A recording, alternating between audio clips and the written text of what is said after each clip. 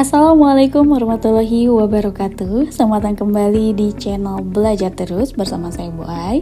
Pada video kali ini kita akan mempelajari International Phonetic Alphabet atau disingkat menjadi IPA yang mempresentasikan semua bunyi dalam bahasa lisan. IPA sangat berguna untuk melatih pengucapan dalam bahasa Inggris karena memungkinkan kita memahami bagaimana setiap kata diucapkan, terlepas dari ejaan bahasa Inggris yang tidak konsisten. Ya, berikut adalah beberapa alasan mengapa IPA perlu dipelajari. Yang pertama yaitu mengatasi ketidaksesuaian ortografi dan pengucapan. Bahasa Inggris itu memiliki banyak kata dengan pengucapan yang tidak konsisten dengan ejaannya. Contoh bisa kita lihat beberapa kata berikut. Dan IPA membantu kita memahami bagaimana suatu kata diucapkan tanpa tergantung pada ejaan. Contohnya untuk kata pertama dibaca though, kata kedua dibaca through, kemudian yang ketiga tough, dan yang keempat yaitu cough. Alasan yang kedua itu memahami perbedaan aksen, yang mana bahasa Inggris itu memiliki berbagai aksen seperti British English, American English, atau Australian English dengan perbedaan dalam pengucapan kata. Nah, dengan IPA kita bisa memahami perbedaan-perbedaan tersebut secara sistematis. Contoh ada kata bath, itu untuk British English diucapkannya bath, tapi untuk American English diucapkannya bath. Kemudian mobil untuk bahasa Inggrisnya diucapkan dengan British English itu car, tapi untuk pengucapan dengan versi American English diucapkan car. Jadi perbedaannya kalau untuk versi British itu setiap ada kata yang akhirnya R-nya menjadi hilang.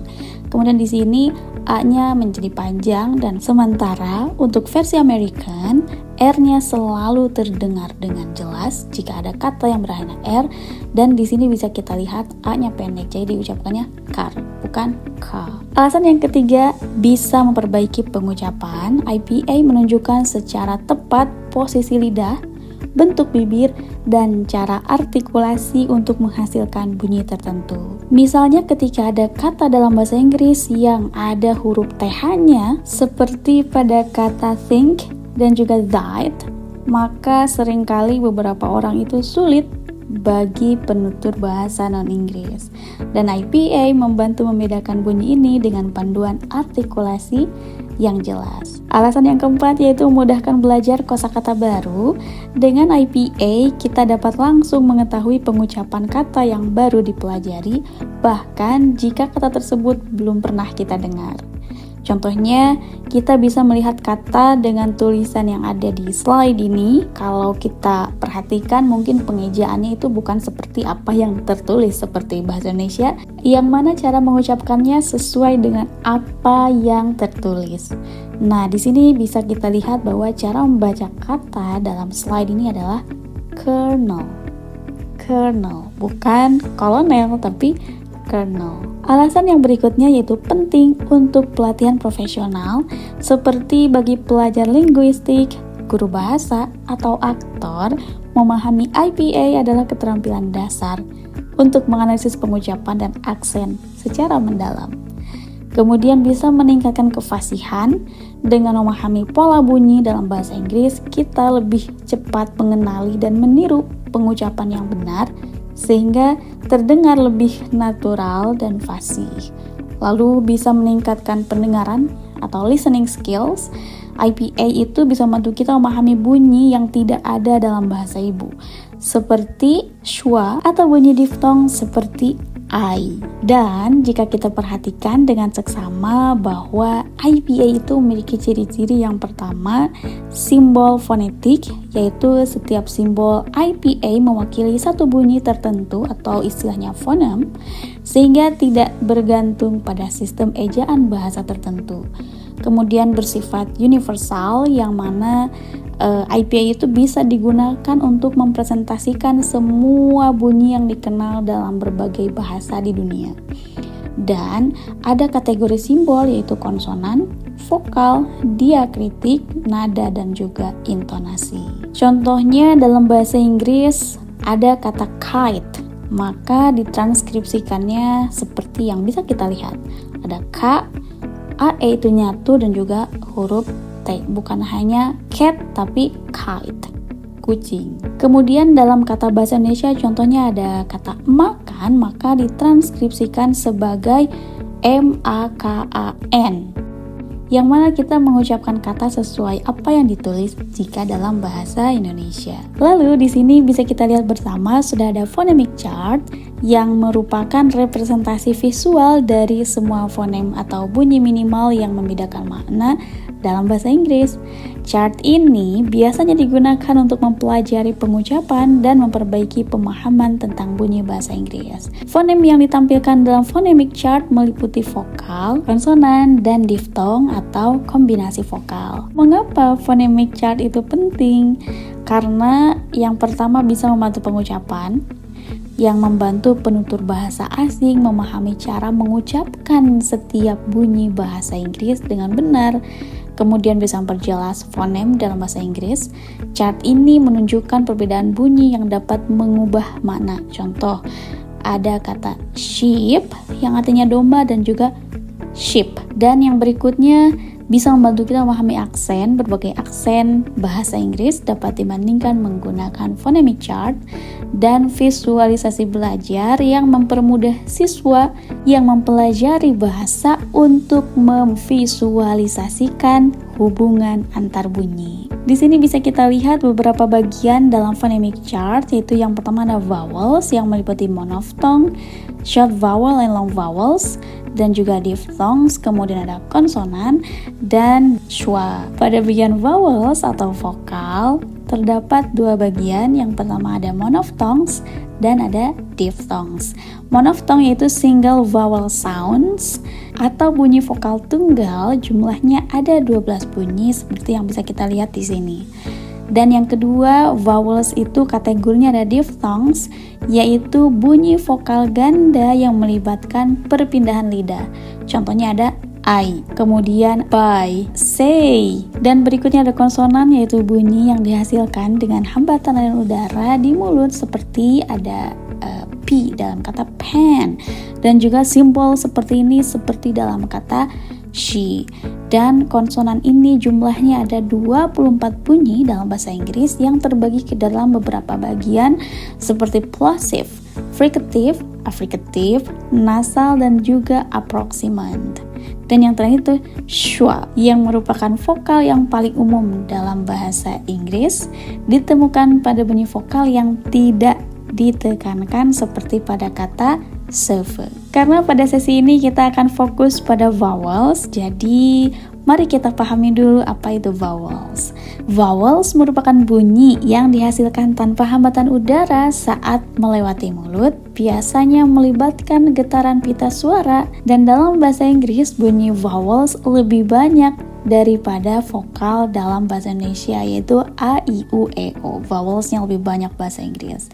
Seperti sudah kita sebutkan sebelumnya bahwa ada 12 monophthongs, vokal tunggal, dan 8 diphthongs, yaitu gabungan dua vokal dalam sistem bunyi bahasa Inggris. Yang terkategorikan ada yang pendek, short, dalam mengucapkannya, dan ada yang panjang atau long. Yang pertama ada short vowels atau vokal pendek.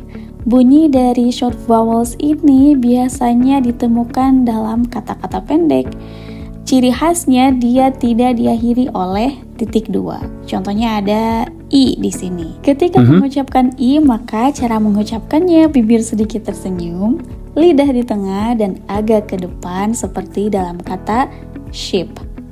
Kemudian ada E tanpa titik dua, maka cara mengucapkannya bibir sedikit terbuka, lidah di tengah seperti dalam kata bed. Dan yang berikutnya ada AE disatukan, berarti ini masuk kategori diphthongs. Cara mengucapkannya mulut terbuka lebar, lidah di depan seperti dalam kata kite. Huruf A tapi agak tegas cara mengucapkannya. Posisi lidahnya agak ke tengah dengan mulut sedikit terbuka. Contohnya dalam kata up. Simbol O, ketika menemukan simbol seperti ini, maka mulut kita harus bulat dan agak terbuka, kemudian lidah ke belakang seperti dalam kata on. Simbol U, cara mengucapkannya bibir bulat, lidah agak naik ke belakang seperti dalam good, good, good. Jadi bukan good, tapi good. Yang berikutnya ada long vowels atau vokal panjang, yang mana bunyi ini lebih panjang dan diucapkannya dengan getaran pita suara lebih lama. Biasanya ditandai dengan simbol titik dua, ada titik duanya dalam IPA. Contoh ada kata sheep, maka caranya lidah lebih tinggi dan bibir tersenyum, sheep. Lalu ada simbol A dengan titik dua, contohnya dalam kata far atau far, mulut terbuka lebar, lidah ke belakang, far, far. Lalu ada simbol O setengah dengan titik dua. Cara mengucapkannya itu bibir kita harus bulat dan lidah ke belakang seperti dalam kata door, door. Lalu di sini ada huruf vokal U dengan titik dua. Cara mengucapkannya bibir bulat penuh, lidah naik ke belakang seperti dalam kata shoot, shoot. Lalu jika kita menemukan simbol seperti ini, maka kita harus membacanya akan tapi karena ini ada titik duanya berarti panjang, dan cara mengucapkannya lidah di tengah, mulut sedikit terbuka seperti dalam kata bird, bird, bird, bird. Jadi R-nya bisa terdengar, bisa tidak. Kalau terdengar berarti American, kalau tidak terdengar berarti British. Lalu di sini ada diphthongs atau vokal ganda, yaitu gabungan dua bunyi vokal dalam satu suku kata. EI. Contohnya wait, ada gabungan E dan juga I. AI, gabungan A dan juga I. Contohnya my, ada gabungan O dan juga I seperti dalam kata boy. Ada gabungan I dan juga E seperti dalam kata here, here. Jadi dibacanya bukan here tapi here. Kalau misalkan mau versi American berarti here, here. Ada gabungan huruf vokal E dan juga E. Contohnya dalam kata hair atau hair, rambut. Lalu di sini ada gabungan huruf U dan juga E, W, seperti dalam kata tourist, tourist. Jadi kalau dilambatkan tourist, tourist. Kalau dicepatkan tourist, tourist. Yang berikutnya ada gabungan huruf vokal E dan juga U, U. Contohnya dalam kata show, show. Lalu yang terakhir ada gabungan antara vokal A dan juga U. Contohnya dalam kata cow, cow, bukan cow tapi cow, sapi. Jadi sekali lagi perbandingan antara short vowels dan juga long vowels, yaitu kalau short vowel setelah huruf vokal tidak ada titik dua, kalau long vowels setelah huruf vokal ada titik duanya. Contohnya dalam kata beat dan juga beat. Berikut adalah beberapa tips agar kita mengucapkan kata dalam bahasa Inggrisnya lebih bagus. Yang pertama yaitu latihan minimal pairs. Contohnya beat, beat, sit, sit, kite, cut, hide, hat. Yang berikutnya yaitu latihan tongue twisters. Contohnya, he sells seashells by the seashores. Itu melatih pengucapan long vowels I. Contoh kedua yaitu that fat kite sat on a mite. Dalam kalimat ini kita melatih pengucapan diphthong AE. Lalu kita bisa menggunakan kamus IPA dengan memperhatikan simbol IPA untuk kata-kata baru, dan kita bisa merekam dan mendengarkan untuk membandingkan pengucapan kita dengan native speaker. Kita juga bisa menggunakan aplikasi latihan seperti Elsa Speak atau Pronunciation Coach. Atau yang terakhir, kita bisa berlatih setiap hari yang berfokus pada bunyi-bunyi yang sulit dibedakan. Jika kita tidak yakin bagaimana mengucapkan kata dalam bahasa Inggris, kita bisa cek melalui kamus seperti ini.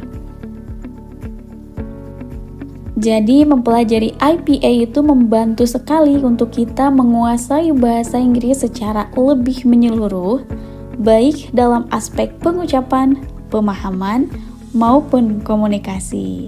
Dengan mempelajari IPA, kita bisa mengurangi kesalahan pengucapan dan berbicara dengan lebih percaya diri, terutama dalam situasi akademik atau profesional. Terima kasih sudah menyimak. Sampai bertemu kembali di video-video berikutnya. Wassalamualaikum warahmatullahi wabarakatuh.